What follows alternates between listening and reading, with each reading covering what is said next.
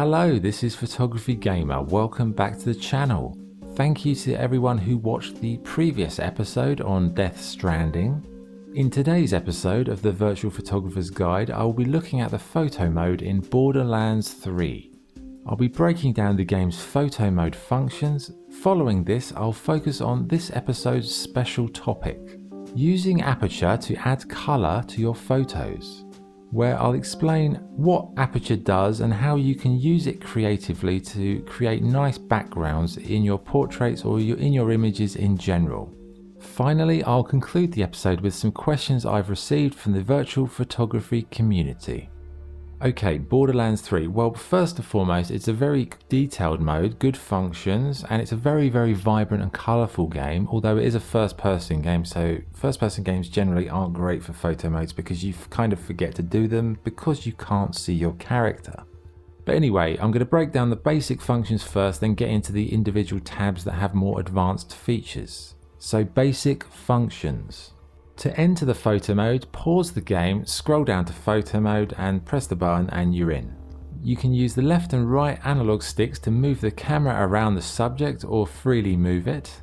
The L2 and R2 buttons are for craning. Now you can crane up or crane down. Essentially, craning is just moving the camera to a higher level or a lower level. If you move it high, that's good for doing wide panoramic landscapes or kind of like drone type shots. The lower you go, it will obviously create a sense of scale. So if you look at a person and you go the camera to the lowest point, they will seem bigger. If you click R3, that toggles the UI interface when you're ready to take your shot. Square resets the settings that you've applied to the image. So if you've changed your mind on the settings and you're not really keen on them, just reset. If you want to reset the camera, you can press triangle and that will put it back to the original position. And finally, on basic functions, if you click in the L3 button, that toggles the pause of the action. So that means if you click L3, the game will unpause, but you'll still be in photo mode. So this is good if you want to do still video shots. However, you should be aware that while you do this, if there are enemies around, they will start to shoot you and you will die. So it's not something to do when there's other enemies around, just when you want to get a shot with real movement like it's a video. Okay, so tab 1, we have field of view. Field of view is basically like a zoom. You can zoom very close into the subject or you can go super wide. Bearing in mind when you go very wide, obviously the image will look distorted because it's unnaturally wide, so it will have like a fisheye curvature to the lens. I use field of view to make small micro adjustments to the framing once I've kind of framed the image, but I might want to cut it in a little bit or pull it out a little bit. Then there's camera roll, which basically tilts the image one way or the other. You can turn it upside down, you can do a kind of a portrait orientation image, or I use roll a lot if I'm doing action, running, movement, or to create a kind of an eerie twisted image. If you put the camera to one side, like slant it to one side, it definitely has a different impact. Okay, tab 2. Firstly, on that we have override focus on and off. So the game automatically deals with focus. If you turn it on, you can then adjust the things below it. If you have it off, then you can't. So let's say we turn it on. Then we have focus distance. So the focus distance is the distance where the focus will originate. So that's the starting point of the focus. Then we have the focus region. So once you've chose the focus distance, let's say there's a place where the focus begins. When you adjust the focus region, that will dictate how wide that focus is. Is it going to be very narrow, so it's just enough for like a person to be focused, or is it going to be really wider so you get a person, a car, a building? So the focus distance is the origin, the focus region is the size of the focus area, and then the focus intensity dictates the kind of f-stop, which is kind of linked in a way to the focus region. Like, it's really, focus intensity deals with blurring. So if you want to have a nice blurry image, you can move it one way or the other, clarity or blur, depending on what your preference is. Okay, tab 3. Firstly, we have contrast. Contrast is good for black and white shots, or it's good if you just want to make the image more snappy, stand out, because it obviously increases the contrast between the two light, dark elements, different colors, different shades. It just makes things pop out more. However, you've got to be careful with that because it does distort colours. Also, if you go down on contrast, you can make it very cloudy or kind of retro. Next we have saturation. Saturation is the colour, so if you go all the way down you can go black and white, or you can bump it up the other way. So that's really nice. A lot of games don't include saturation sliders. This does, which is really helpful because it's a very colourful game and it's nice to make a little bit of adjustment here and there. Next we have brightness, which raises the overall brightness of the image or lowers it. Again, this is something you can tweak around with contrast, with other things, with filters, because some of the filters have a little bit of an overexposed feel, so you might want to drop it down a touch. Then you've got gain, which is kind of, again, linked to brightness, but it deals with everything in the image, whereas, contrast, brightness, gain, they all have slight different effects. Gain's good for like the overall of the image. Okay, tab 4. Firstly, we have time of day. So the time of day, it will change ambient temperature, which changes the ambient color. It will change where the light source is. It will change where shadows are. So depending on the time of day, you will have a much different image from one moment to the next. Then we have player. You can show or hide. So you might want to do a landscape, or you might just want to remove your character altogether from the shot. If you want to do that, that's the function to use. Then we have damage numbers. Now this one doesn't really work because when you click show and hide, it doesn't actually change it. Sometimes the numbers appear, sometimes they don't. I don't really know how this one works. I've tried to figure it out. It seems really random. Generally, I would hide the numbers because you don't really want numbers in your photo. Okay, tab 5. Firstly, we have film grain. Now that's good if you want to add texture and depth to the image. Just give it a grittiness. Don't be scared of adding grain. A lot of people want 4K ultra smooth images, but grain is something they use in film for a reason. It creates texture, depth, atmosphere, and it really can add an extra quality to your image. Then we have filters. Now this game has got some excellent filters. There's a huge variety, really nice stuff here. There's something for everybody's tastes and they all add different things. So have a good look through them when you're taking a picture, because you might find one that really just accentuates what you're trying to achieve. However, if they're too strong, go down to the next thing, which is filter intensity, where you can slide up and down to say how much of that filter you would want on the image. You don't have to have 100%. Sometimes dropping it down makes it a softer, nicer effect.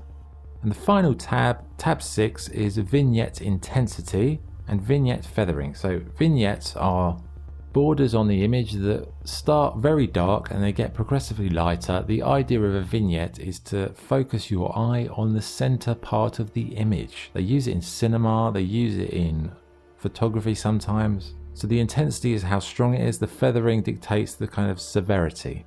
You can also do a white or black vignette on this one, which is a nice touch. So if you want a very bright border on your image, go the other way and make it white, which is very interesting. No other game I know has that feature. Okay, so there you go. That is the photo mode, and that's the 6 tabs and the basic functions. So what are my thoughts on it? Well, I think it's a very good photo mode. It's got lots of nice features, really good filters, pretty much good kind of color alteration options. You've got saturation, contrast, brightness, good vignettes, grains. Lots, like as a technical photo mode, it's very good. The only negatives are the tab speeds when you're moving a tab along. Very slow, very painful. It takes so long. I don't know why it takes so long. They really should have done something where you could skip 10 units at a time.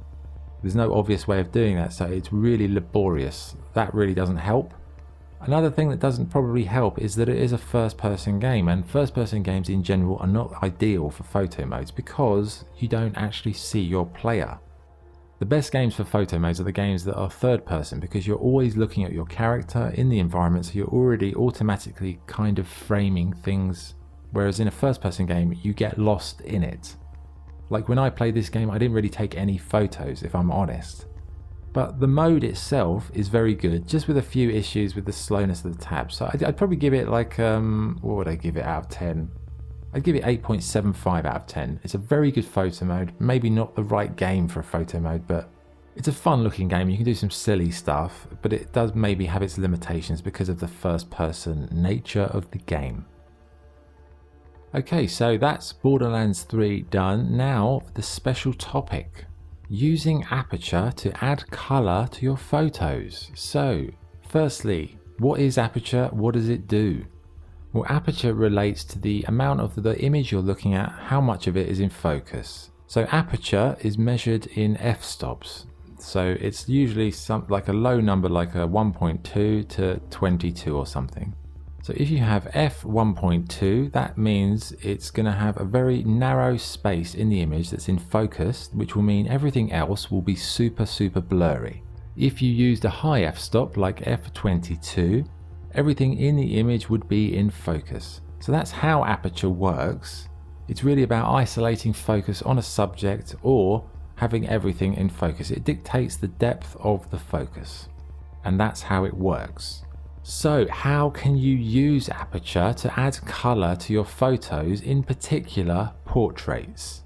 Well, what I do is if I'm taking, like I'll do some examples on screen while I'm talking about this, but what I would do is if I'm taking a portrait of someone and I want to have a nice colour in it, look for things in the environment that have a lot of vibrant colour. They don't have to be specific objects you want to feature, just look for colour. Almost kind of squint at the image looking for bursts of colour. Whether it's trees, whether it's neon lights, whether it's graffiti, whatever it is, it doesn't really matter what it is. Just look for colours that you like. Then take your subject, put them in front of that area, start the photo mode, and then you need to go to the aperture. You need to go to the very lowest f-stop you can go to without blurring the character. So however big the aperture needs to be to focus on your main character, make that so, and then position the camera so that you get all of that colour in the background. Now, you're not even going to really know what's in the background because it's going to be so blurry. So really what you're getting is like lava lamp type colouring. It's a great thing to do when you've got lots of colourful trees like in Ghost of Tsushima, but Borderlands it works really well because there's so much vibrant colour in the environment. And if you want to just add neon colours, neon lights, things like that, when those things get blurred, they get really interesting. Like at Christmas, if you took a picture at Christmas in front of a Christmas tree, took a picture of a person, had it on a very low f-stop, the person would be in focus and the tree lights would look like sort of out of focus stars. It would like have that really kind of like big circular blurred coloured shapes. That's what Aperture can do. So that's how you can really add interesting colours to the background of images. So yeah, use a low f-stop. Look for really colourful things in the environment, like graffiti, trees, anything that's bright and vibrant that you think, oh, if I frame my character to one side and I have that in the background, that would look really interesting because you don't even need to know what it is. And general tips for Aperture, you don't have to blur the background out. This is just something I use. Sometimes if I have a portrait and I want to make it more interesting or just have a snappy colour, I use a very low f-stop, find a colourful thing in the background and just blur it out. Most of the time you're not even going to know what it is, but it just gives the image some other quality. Okay, so that's Aperture, using Aperture to add colour to images. Finally, we have questions and answers. I've got 3 questions today. Thank you for sending in the questions. If you'd like to send some more, I'll have details on the screen at the end. Twitter @photog_gamer. Question 1, I'm playing Fallout 76, but I get annoyed because I can't pause the action. Any advice on taking photos in online games that you can't pause? Well, with games you can't pause, you do have to have a degree of patience because you can't, like you say, you can't freeze the action. So there might be other players running through, you might get attacked by enemies, the weather conditions may change. So it has some similarities to taking pictures in real life because you have to adjust to the scenario. All I would say is you just have to be patient when you're taking pictures in an online game because sometimes you're not going to get it. It's going to be a bit more hit and miss. But patience, maybe find secluded areas without enemies or other players. That's probably the best way to do online photography in an online game. Question 2, I want to take photos that look like a Polaroid. What's the best way to do that? Well, there's obviously ways you can do it in Photoshop. Like you can just create a white border PNG frame and then you just put that on top and then you put a photo under it and move it around until it resembles whatever photo you would like it to look like. Some computer games though, if you go to frames and borders in the options, some games have bordering options, like I think Days Gone has one, where it will put an overlay on the image where it will kind of be like a Polaroid, and then you would just move the camera to compose the image within the frame on the screen. But if the game doesn't have one, then you know, there's Photoshop. You just take get a Polaroid, look at it, and then just create white columns to represent the white parts of a Polaroid, and leave the photo part empty. Make that a PNG, and then just place your photo in the image, put it underneath the Polaroid white layer, and move it around, and there you go. You can create like a fake Polaroid. Okay, final question. Any advice on doing a virtual photo shoot in an online game? What games are good for that?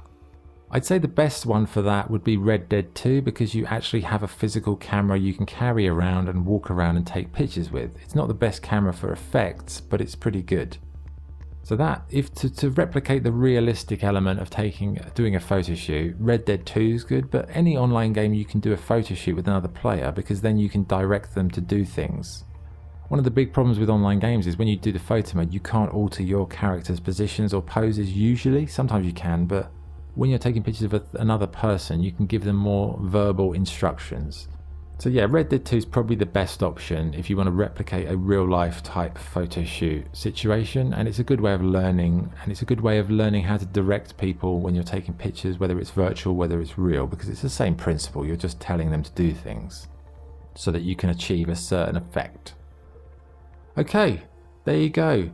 Borderlands 3 photo mode, very good. Using Aperture to add color to images, and some Q&A. Again, thank you to everyone who's watched this video. I hope it's useful. I hope I've broken down the functions well. If I've missed anything, comment, let me know. Any general feedback on these videos is appreciated, so please don't be afraid to comment. I'm always happy to respond as and when I have comments to respond to. If you have any questions or any other games or anything you'd like to say, just you can comment or tweet me at photog_gamer. Details will be on the screen. Yeah, I hope it's been useful. I hope you can now use Borderlands 3's photo mode more effectively and more enjoyably, and I look forward to seeing the photos you take. Tweet me if you want a second opinion. Okay, so we're pretty much done for this episode. I hope everyone's happy and well. I hope we're all surviving the kind of the strange times we're living in. You know, keep positive, keep getting through it. It will end eventually, I hope. But until then, have a good day. Enjoy yourselves, take some nice photos, and this is Photography Gamer signing off. Thank you for watching. Goodbye.